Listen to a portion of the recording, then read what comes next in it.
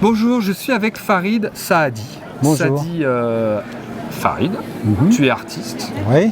Qu'est-ce que tu fais comme...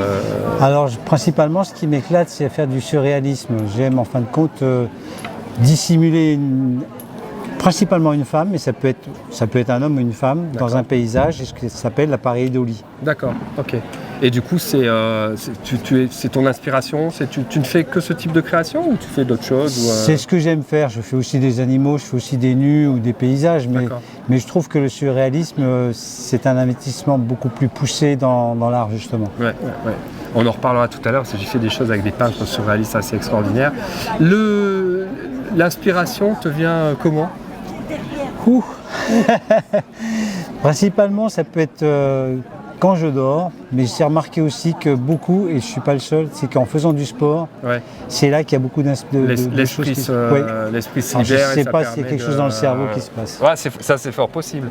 La question subsidiaire, c'est ici on est au Grand Palais, on a plein de visiteurs qui viennent voir nos œuvres. Tu fais partie des artistes qui restent pendant toute l'exposition pas loin de ton œuvre. Comment gères-tu la critique de l'œuvre ? Quand tu entends quelqu'un qui dit « Ah, j'aime pas ».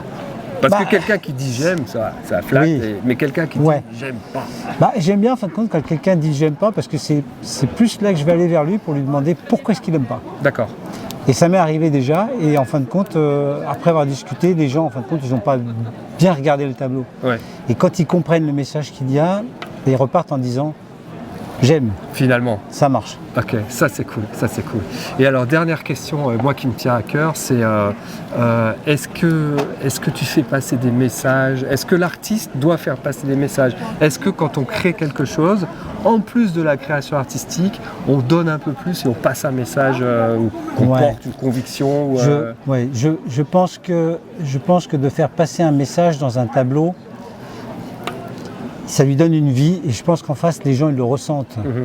Je pense notamment, j'ai mis un message sur un futur tableau, je fais toujours mes dessins d'abord, où en fin de compte on est dans l'espace et on voit la planète Terre qui est en train de se décomposer, se désagréger par le dessous. On a la Lune à côté qui est pareil, qui est en train de se morceler. Et sur la planète Terre, il y a un bébé qui est assis et qui est en train de pleurer. Et le message c'est par rapport à... C'est the next generation, c'est la prochaine génération.